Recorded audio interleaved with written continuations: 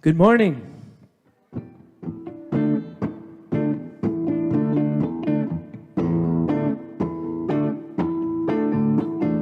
Awake, awake, an open line to grace. Awake, awake, love is leading the way. Awake, awake, ready to create. I am awake. I am awake. It's calling, it's calling. And listen to the Spirit calling. It's calling, it's calling. Listen to the Spirit calling. It's calling, it's calling. Oh, I feel the Spirit calling. I am awake. I am awake. I am awake.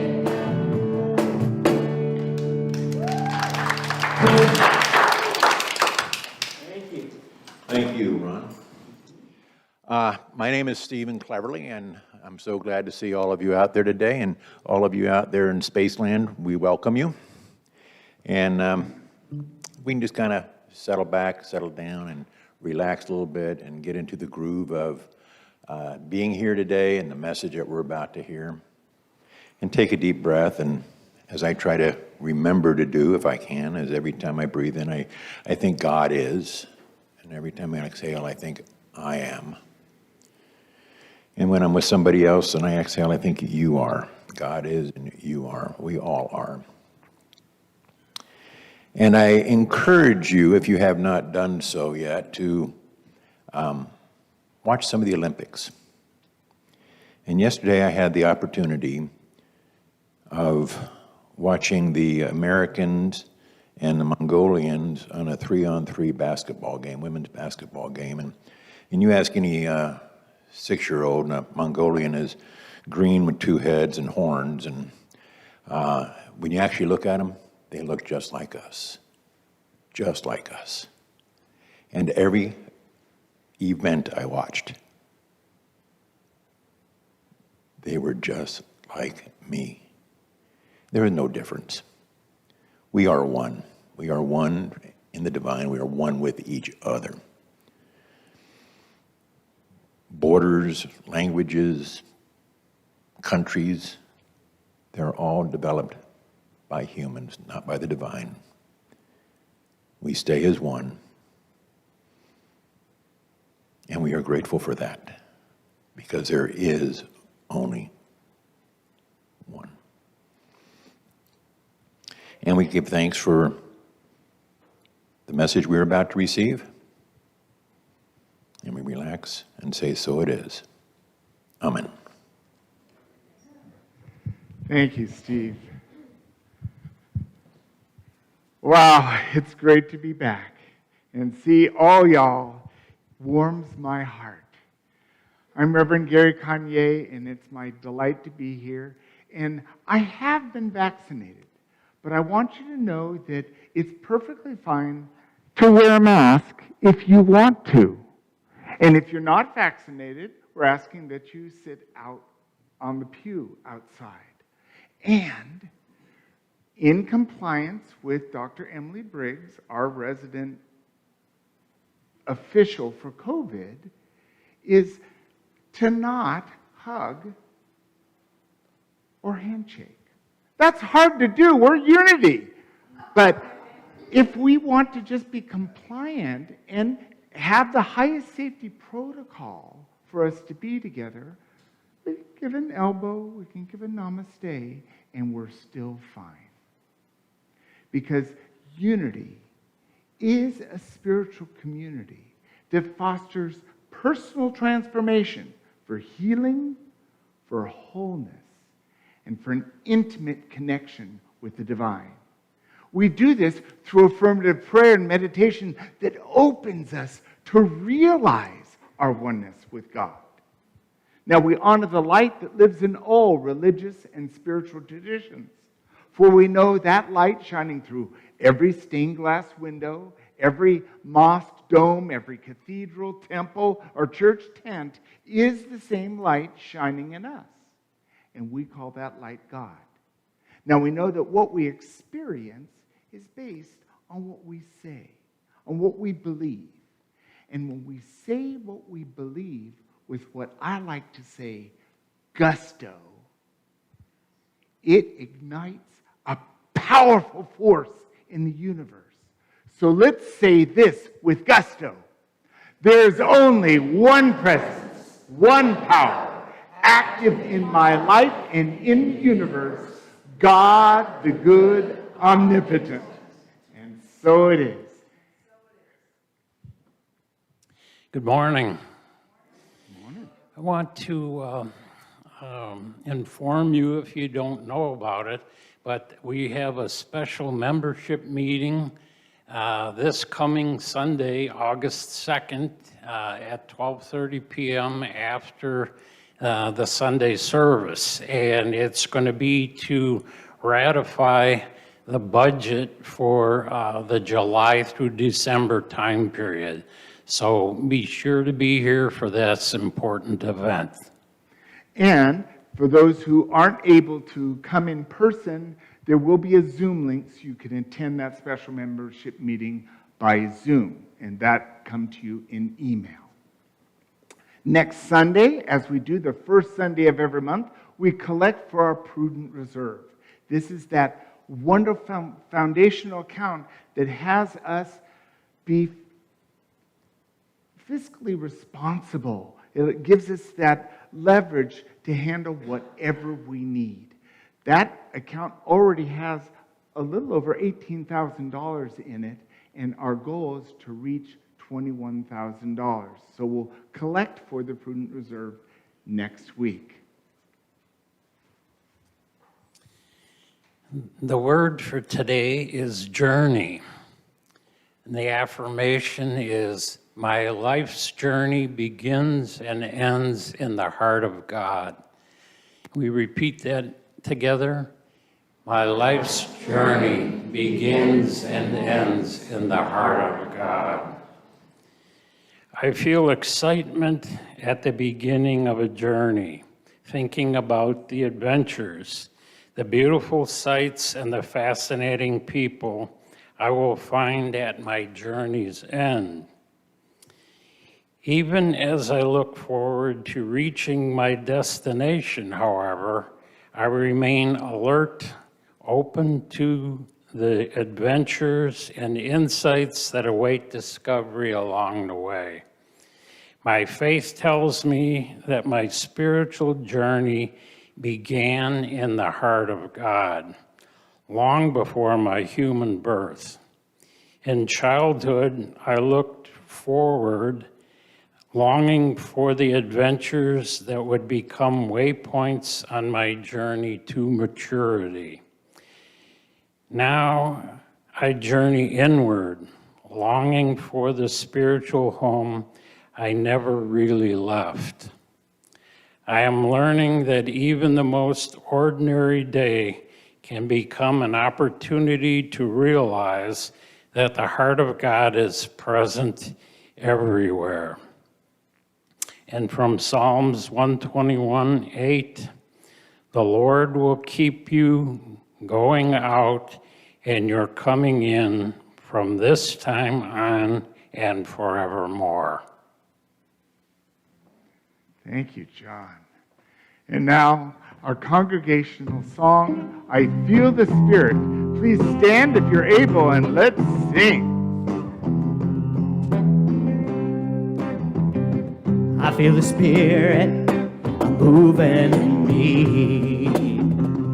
I feel the Spirit moving in me. I feel the Spirit moving in me. I feel the Spirit moving in me. I feel the joy moving in me. I feel the joy moving in me. I feel the joy moving in me. I feel the joy moving in me.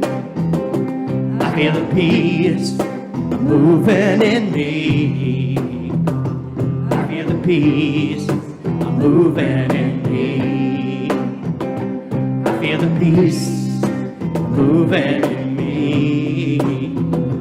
I feel the peace moving in me. I feel the vision moving in me. I feel the vision moving in me. I feel the vision moving in me. I feel the vision moving in me. I feel the presence moving in me. Oh, I feel the presence moving in me. I feel the presence moving in me. Oh, I feel the presence moving in me. I feel the Spirit, I feel the Spirit moving in me. I feel the Spirit moving in me. I feel the Spirit moving in me. I feel the Spirit moving in me. Ooh, that feels good. And it feels good to be back. I'm so grateful for the 3-week sabbatical I experienced because I come back strong, ready. And I'm so excited about our opportunity to look at the Beatitudes. For the next 8 weeks, we're going to focus on the power of this awesome teaching. Looking and researching this today, I am again awestruck that this man, Jesus of Nazareth, got to this place where he could teach such profound wisdom in just a few words in the Beatitudes.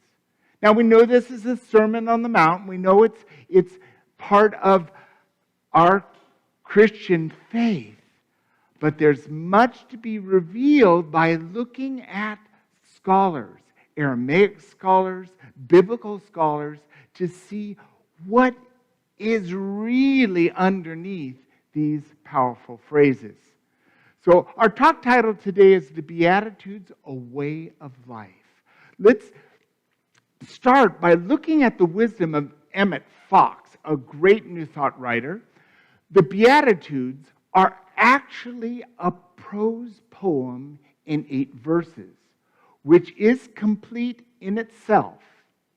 And it constitutes what is practically a general summary of the whole Christian teaching.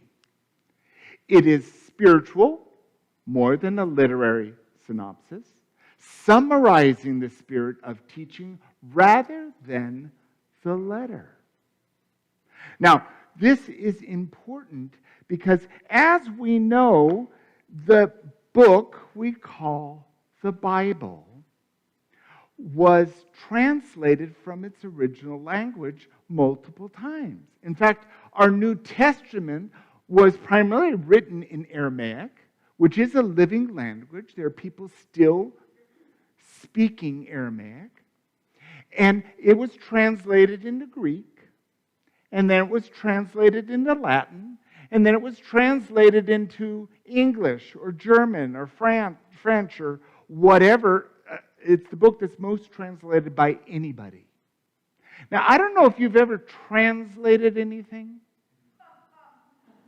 but when you translate, you infuse it with your own understanding.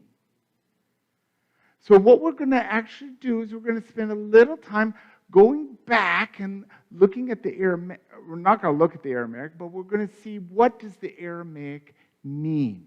Now, one of the beautiful things about the Aramaic language, much like the Hawaiian language and other languages, each word, each sentence has multiple layers of meanings. Now, how do you find your way through that? Because this is why it's a spiritual understanding.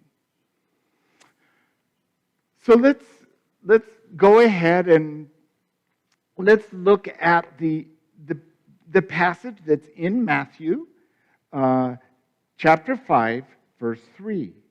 Blessed are the poor in spirit, for theirs is the kingdom of heaven.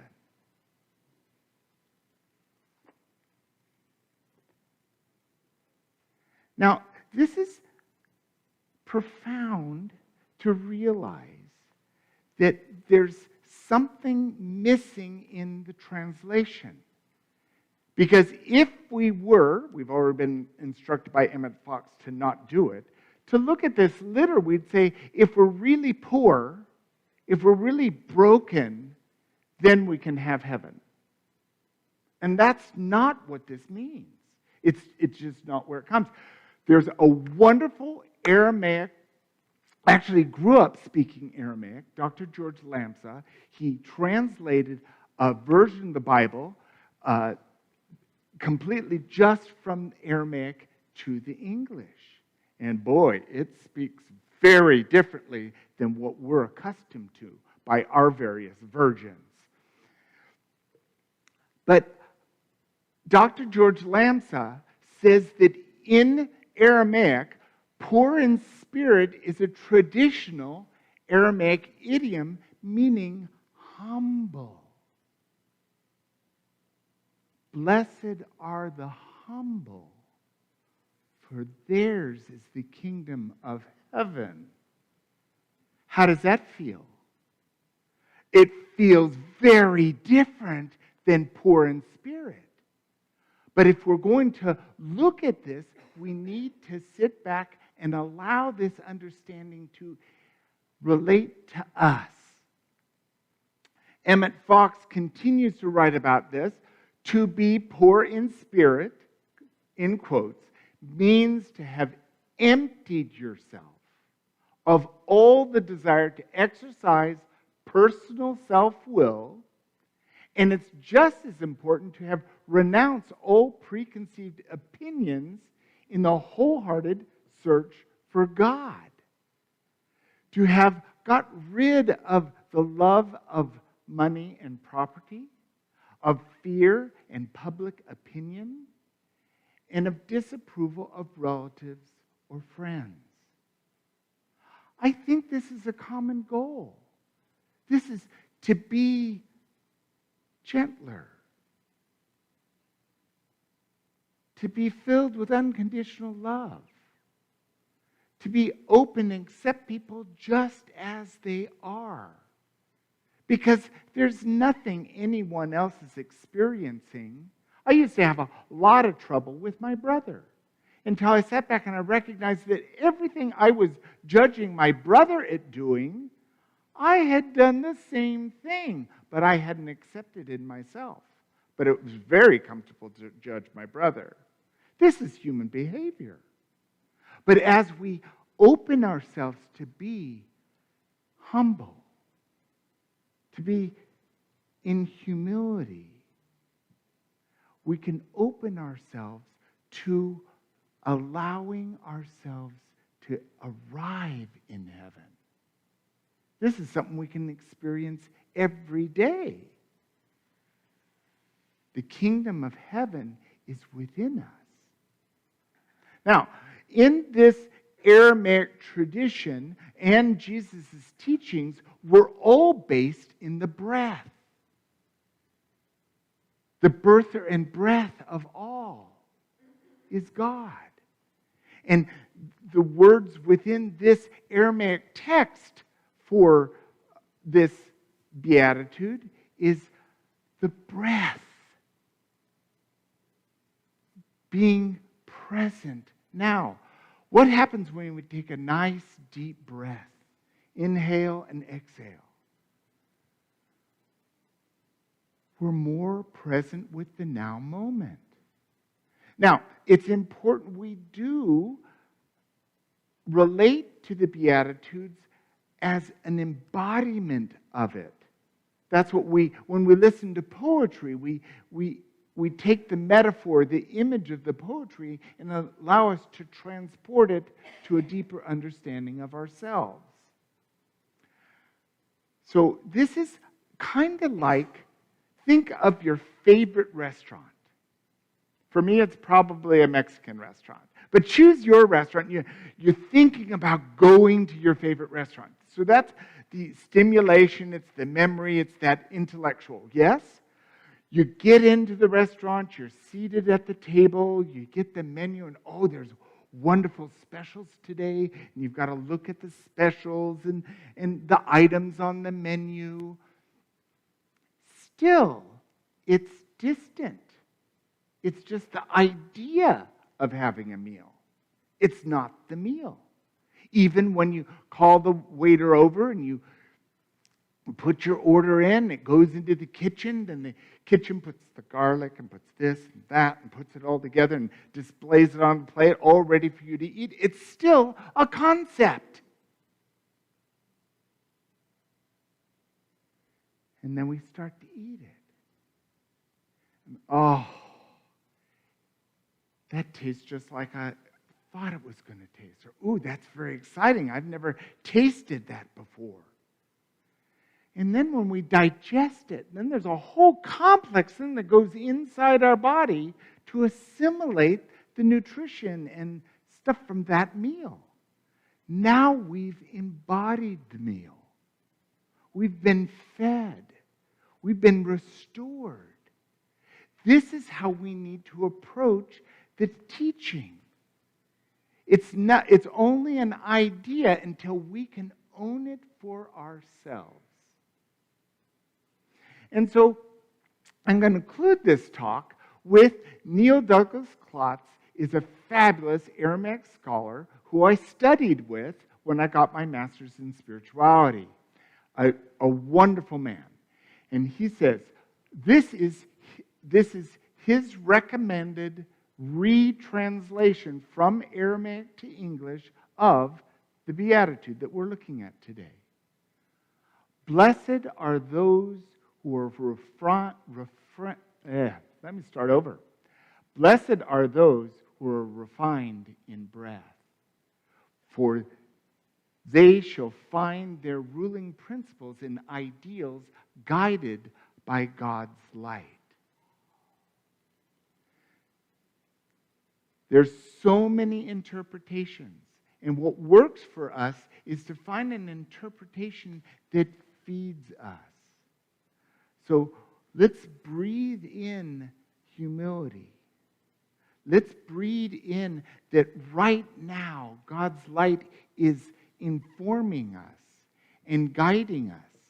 And when we can approach God with no preconceived idea, no, God should do this, God should think this, God should do, let go of all the shoulds and have-tos, the rules that we've given God. And I don't know about you, but I've given in my lifetime a whole bunch of rules to God.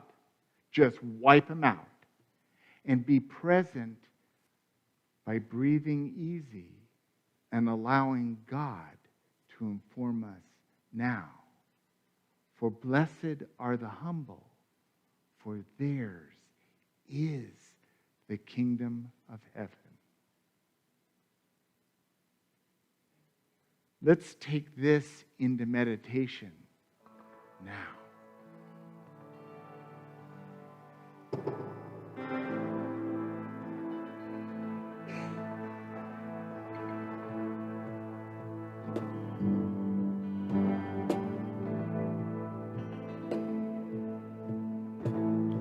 Om Shanti. Om Shanti.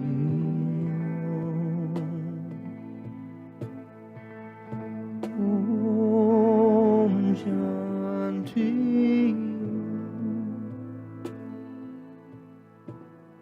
Om Shanti.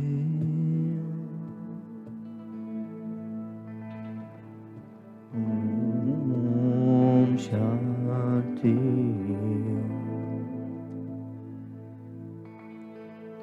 Om Shanti.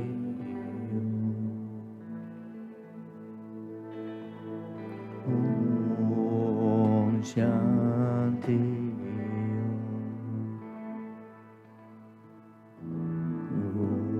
Om Shanti.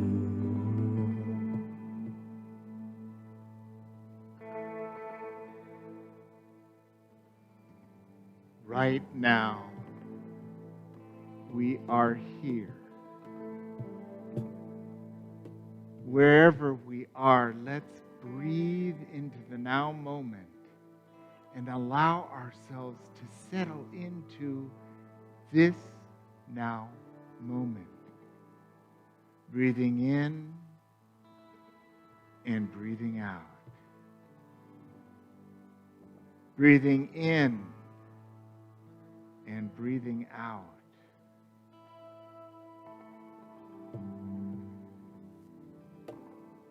Let's take a moment where everything's set aside.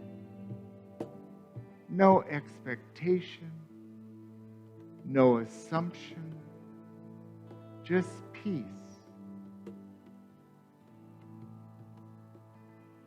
And as we turn within and connect with God, Goddess, principle, divine identity, allow ourselves to be willing to listen.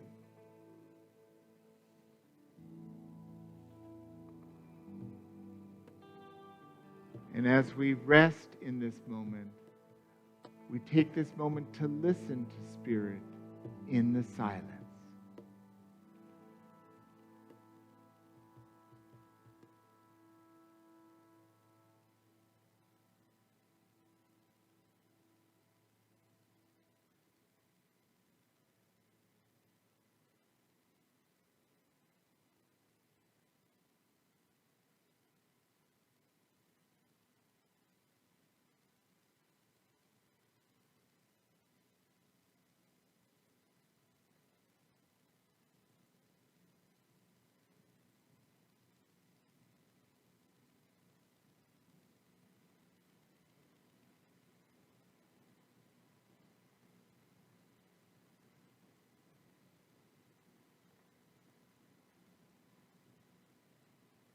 The kingdom of heaven is always with us.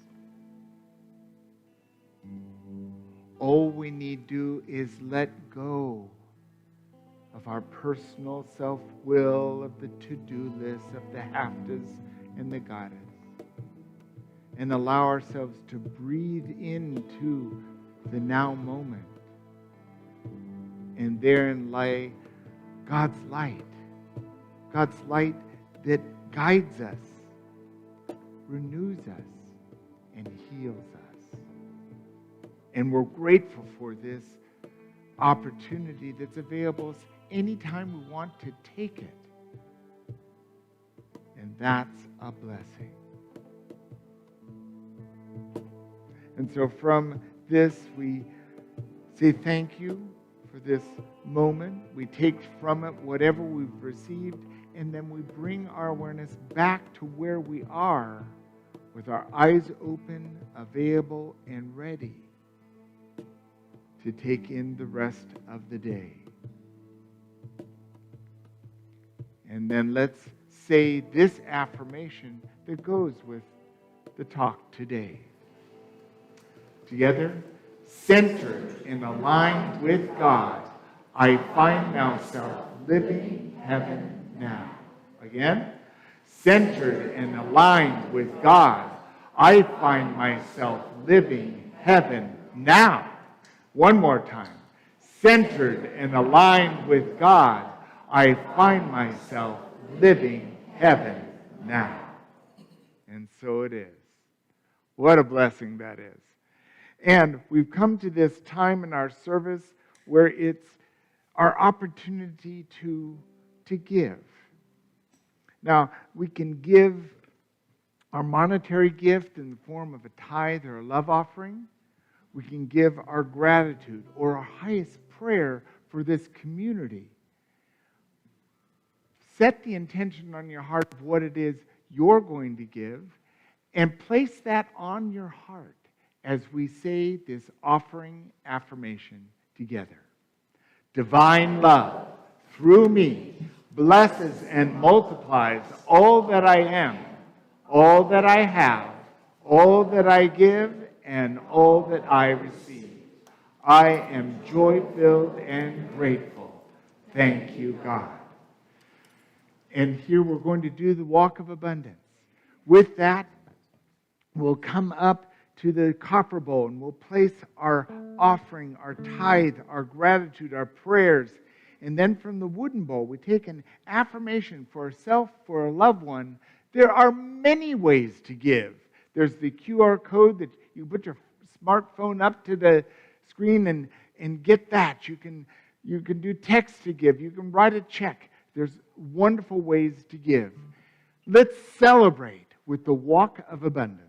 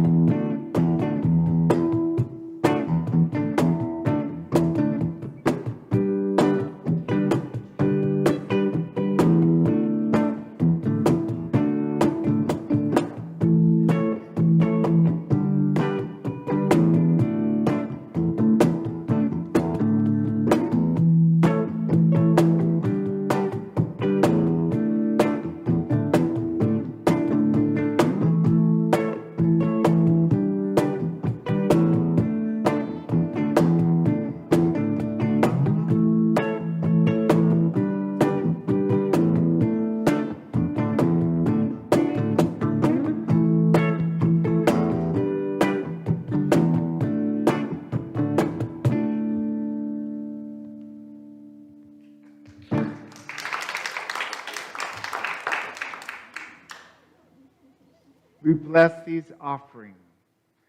Know that they are seeds for the way that we can further expand this ministry.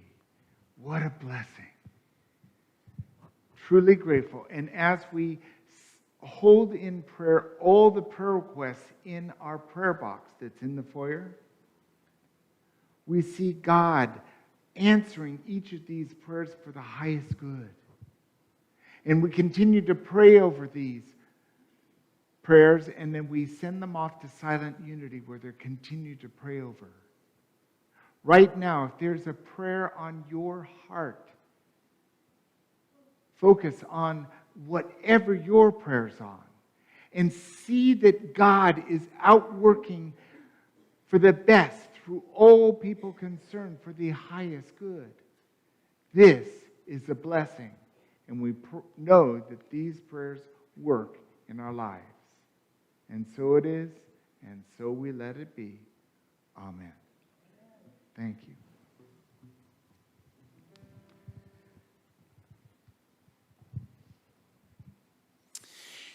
Just an announcement that we are going to be having a new book study called The New Monasticism, and it will begin on Monday, August 2nd at 6:30 p.m. via Zoom. It's going to be a preview or a precursor to an event we're going to have this fall, and it should be really good. Beautiful. And Linda's Spirit Group is continuing to look at the powerful books of Eric Butterworth. And they're going to continue with the In the Flow of Life beginning Tuesday, August 3rd. And that Spirit Group still is meeting via Zoom. And our special music today with the Unity Singers is I Can Fill My Life by Ron Bretsky.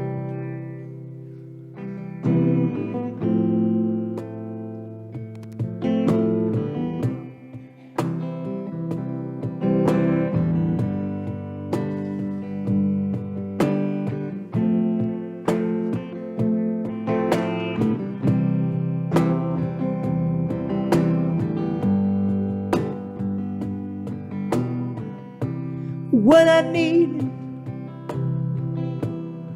is what I've got. I just got to find it. It's covered up by all the things I think I need.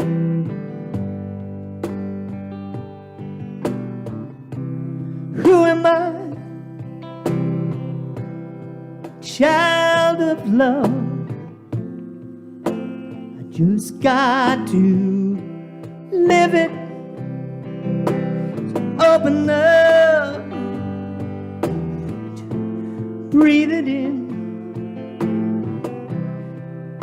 to let it flow. I can feel my life. I can feel my life. I can feel my life. Peace when I let peace fill my life. When I let peace fill my life. When I let peace fill my life.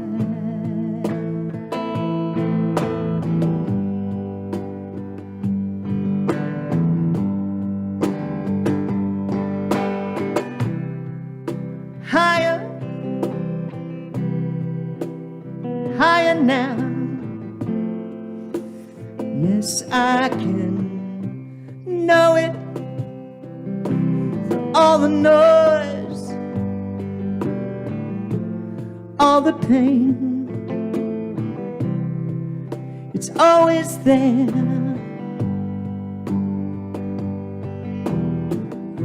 It's what I need,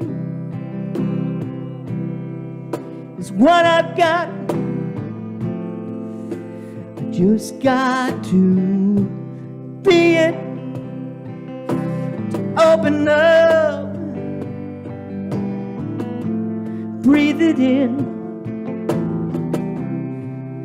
to let it flow. I can feel my life. I can feel my I can feel my life in love when I let love fill my life, when I let you fill my life, when I let love fill my life, when I let you fill my life, I am divine love. I am divine love. I am divine love. We are divine love.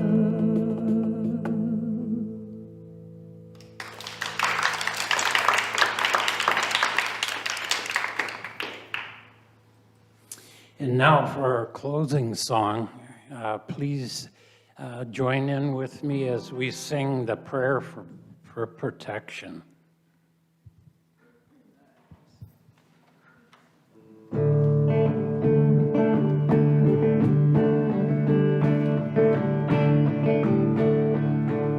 The light of God surrounds us. I am the light of God. The love of God enfolds us. I am the love of God.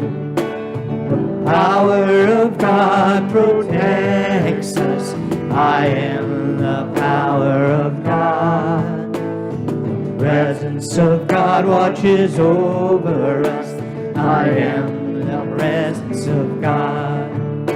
Wherever we are, God is, and all is well.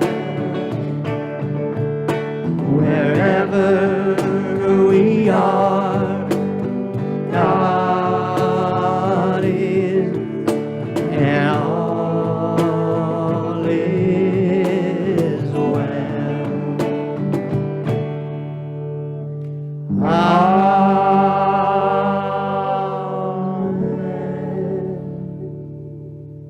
You may be seated.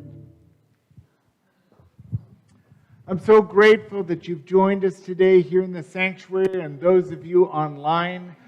We have so much happening here at Unity of New Braunfels. You can go to our website, our e-newsletter, and find out what's happening and get involved. It's really a blessing. And with that, namaste. And now, for those here in the sanctuary, we're